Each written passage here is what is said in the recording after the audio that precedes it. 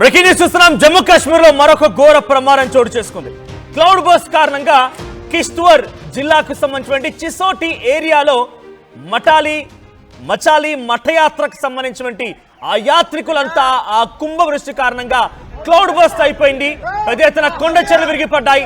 ఆ మట్టి బండరాలు మొత్తం కూడా గ్రామాలపైకి కొట్టుకురావడంతో ఓ గ్రామానికి గ్రామమే పూర్తిగా నీట మునిగిపోయింది. యాత్రికులు మొత్తం కూడా చిక్కున్నారు. సుమారుగా ఇప్పటికే వందలాది మంది మరణించినట్టుగా అక్కడ అధికారులు చెప్తూ ఉన్నారు. ఇంకా మృతుల సంఖ్య పెరిగే అవకాశం కనబడుతోంది. అయితే వీటిల్లో రెస్క్యూ ఆపరేషన్ లో పాల్గొన్నటువంటి ఇద్దరు సిఆర్పిఎఫ్ జవాన్లు కూడా ఉన్నారట. మరొక 100 మంది పరిస్థితి చాలా విషమంగా ఉన్నట్టు తెలుస్తోంది. సుమారుగా ఇప్పటికే 1200 మంది గల్లంతైనట్టుగా అధికారులు చెప్తున్నారు. ఎందుకంటే ఆ సమయంలో ఆ గ్రామంలో 1200 మంది ఉన్నారట. వారంతా కూడా ఇప్పుడు గల్లంతైపోయినట్టు తెలుస్తోంది. అక్కడి ఇల్లు భారీ వృక్షాలు మొత్తం కూడా నేల కూలిపోయాయి. పూర్తిగా మట్టిలో కొట్టుకుపోయాయి. పూర్తిగా వరదలో మొత్తం కూడా చిక్కుకుపోయావన్నీ కూడా. వరదల్లో కొన్ని వందలాది కార్లు కూడా గల్లంతైపోయాయి. మచాలి మఠయాత్రకు వచ్చిన వారంతా కూడా అందులో గల్లంతైపోయారు, చిక్కుకుపోయారు. ఎన్డీఆర్ఎఫ్, ఎస్డీఆర్ఎఫ్, ఆర్మీ, ఇతర సిబ్బంది కూడా అక్కడికి వెళ్లి సహాయక చర్యలు చేపడుతున్నారు. క్లౌడ్ బర్స్ట్ కారణంగా కిష్త్వార్ జిల్లా పూర్తిగా అట్టుడికిపోయింది. మీరు చూస్తున్న విజువల్స్ లో అదంతా కూడా కొండ చెరువులు విరిగిపడ్డ విజువల్స్ మీకు కనిపిస్తూ ఉన్నాయి. కొండ చెరువులు బండరాలు విరిగిపోయాయి. అక్కడ ఆ ఇండ్ల కింద మట్టి కూడా కొట్టుకుపోవడంతో ఇళ్ళన్నీ కూడా ఒకవైపుగా రాలిపోయాయి. ఇళ్ళన్నీ కూడా ఒకవైపుగా పూర్తిగా కుప్పగూలిపోయాయి. చూడండి, అక్కడ కార్లు కనబడుతున్నాయి. కొన్ని వందలాది కార్లు ఆ రకంగా పూర్తిగా ధ్వంసమైపోయాయి.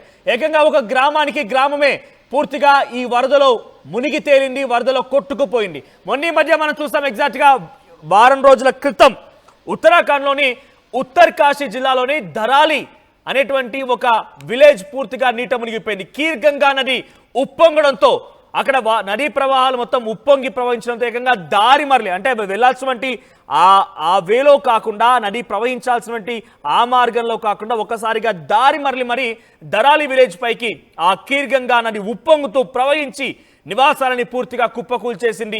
బిల్డింగ్స్ అన్ని కుప్పకూలిపోయాయి. కొన్ని వందలాది మంది మరణించారు ఆ శిథిలాల కింద. ఇంకా ఇప్పటికీ నేను చెప్పినటువంటి ఈ సమయానికి కూడా ఇంకా ఆ ధరాలి విలేజ్ లో రెస్క్యూ ఆపరేషన్స్ కొనసాగుతూనే ఉన్నాయి. ఆ ఘటన మరొక ముందే మరోసారి జమ్మూ కాశ్మీర్లోని కిష్త్వార్ జిల్లా చిసోటి గ్రామంలో ఈ ఘటన చోటు చేసుకుంది. ఎగువన కురిసినటువంటి వర్షానికి 29 సెంటీమీటర్ల వర్షాపాతం అట. అధికారులు చెప్తున్న ప్రకారంగా 29 సెంటీమీటర్ల వర్షాపాతం ఒక్కసారిగా అక్కడి ప్రజల్ని భయభ్రాంతులకు గురిచేసింది. మార్గం మొత్తం ధ్వంసమైపోయింది. రోడ్డు మార్గం మొత్తం కూడా నీట మునిగిపోయింది. ఆ తర్వాత కోతకు గురైంది. రోడ్డు మొత్తం కూడా అది అంతా ధ్వంసమైపోయింది. నదీ ప్రవాహంలో అక్కడి ప్రాంతాలు, ఊరు, గ్రామాలు మొత్తం కూడా ఆ నదీ ప్రవాహంలో మునిగిపోయాయి.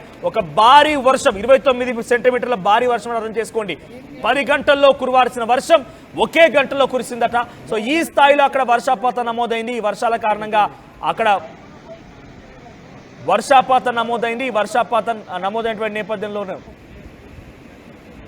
అక్కడ పెద్ద ఎత్తున ఒక భయాందోళనకరమైనటువంటి వాతావరణం నెలకొంది.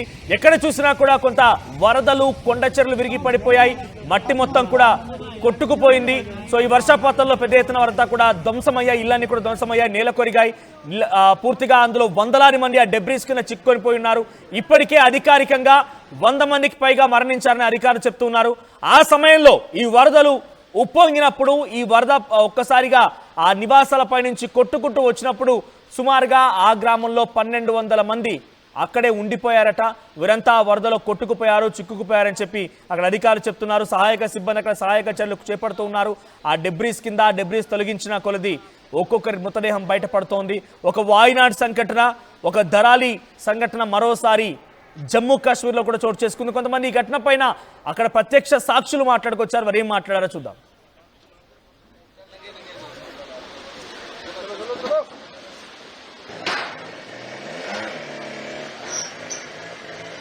जी जी, यात्रियों की गाड़ियां तो हमने पहले से ही एडमिनिस्ट्रेशन को अलर्ट कर दिया था कि वो तो गुलाबगढ़ में ही रहेगी, लेकिन लोकल गाड़ियां उनको यहाँ पे छोड़ती थी। तो अगर जो पर्सनल गाड़ी लेके आते थे उनको नीचे ही गुलाबगढ़ में रोका जाता था, वहाँ से लोकल गाड़ी पे बैठकर यात्री यहाँ आते थे। काफी गाड़ियां भी नुकसान हुआ है, गाड़ियां भी काफी नीचे अभी दबी हुई हैं। जी गाड़ियां भी आप तो देख ही रहे हैं कि गाड़ियां भी दबी हुई है और मुझे लगता है कि कम से कम यहाँ पे 100-150 लोगों की अभी मिसिंग रिपोर्ट है, जो हम यहाँ पे हमारा एडमिनिस्ट्रेशन, हमारा रिस्क्यू ऑपरेशन वाले, डीआरएस वाले सब यहाँ पे लगे हुए हैं, लेकिन बहुत बड़ा यहाँ पे जो है तूफान आया हुआ अभी तक पता नहीं लग रहा उनका। सर मेरा नाम सोमनाथ राणा है, मैं इसी गांव से बिलोंग करता हूं। तो मैं तो कल गुलाबगढ़ से 1 बजे आया हूं। ये 12:15 बजे के करीब ये जो फ्लड आया, तो इस फ्लड में तो बहुत ही मतलब ऐसी चीज हमने जिंदगी में कभी नहीं देखी थी। हाँ, तो सतयुग से लेके आज तक ऐसा मंजर हमने कभी नहीं देखा था। ये तो पहली बार देखा हमने कि हमारे यहाँ मंदिर थे 3, वो भी चले गए। मकान कुछ 6 मकान अभी टोटल डैमेज हो गए।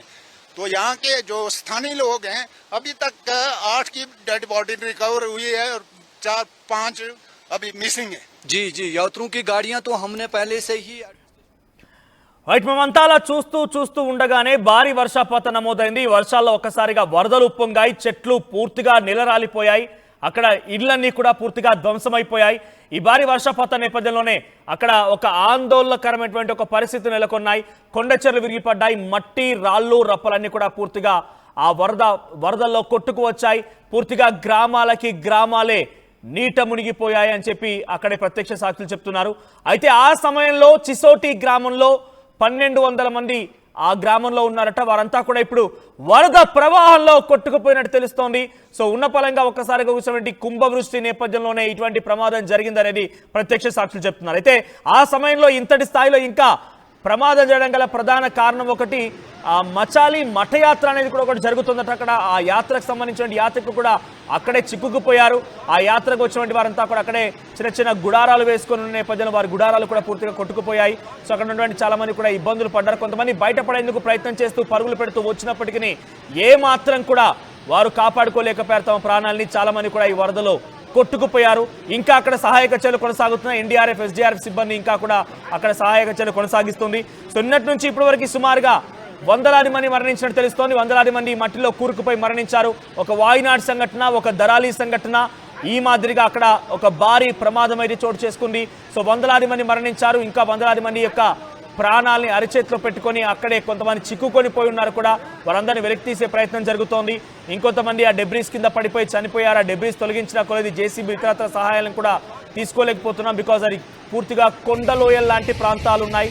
సో ప్రాంతాలకి మెషినరీ తీసుకోలేకపోతున్నాం. సో ఎస్డీఆర్ఎఫ్, ఎన్డీఆర్ఎఫ్ సిబ్బంది కొన్ని బేసిక్ టూల్స్ సహాయంతో ఆ ఇళ్లని తొలగించి అక్కడ నుండి ఆ మృతదేహాలను వెలికి తీసే ప్రయత్నం చేస్తున్నారనేది అధికారులు చెప్తున్నారు. ఏదేమైనా కుంభవృష్టి, క్లౌడ్ బస్ట్ చాలా పెద్ద ఎత్తున బీభత్సం సృష్టించింది.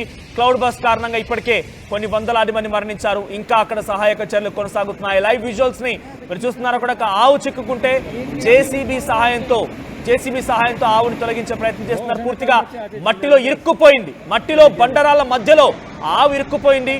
జేసీబీ అక్కడికి వెళ్ళి ఆవును తొలగించే ప్రయత్నం చేసినా కూడా ఎటువంటి ఉపయోగం లేకుండా పోయింది. బండరాళ్ల మధ్యలో ఆవు ఇరుక్కుపోవడంతో ఎటు కదలలేకపోతోంది. చాలా మంది కూడా సహాయం చేస్తూ ఆ రకంగా బయట తీసే ప్రయత్నం చేస్తున్నారు. కొన్ని 100 కార్లు పూర్తిగా కూడా అందులో కొట్టుకుపోయాయి. నివాసాలు పూర్తిగా కూడా కుప్పకూలిపోయాయి. ఒక భయానకమైనటువంటి వాతావరణం ఆ విజువల్స్ కనిపిస్తున్నాయి.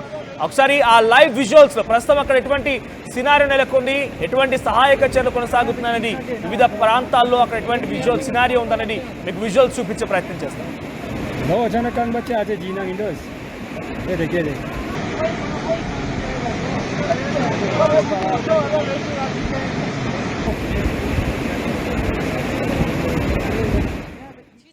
तब इतने थे, कोई मैंने इतने देखे थे उधर, कोई 15-20 एक थे उधर कोई बैठे थे, कोई बेचारे खाना खा रहे थे.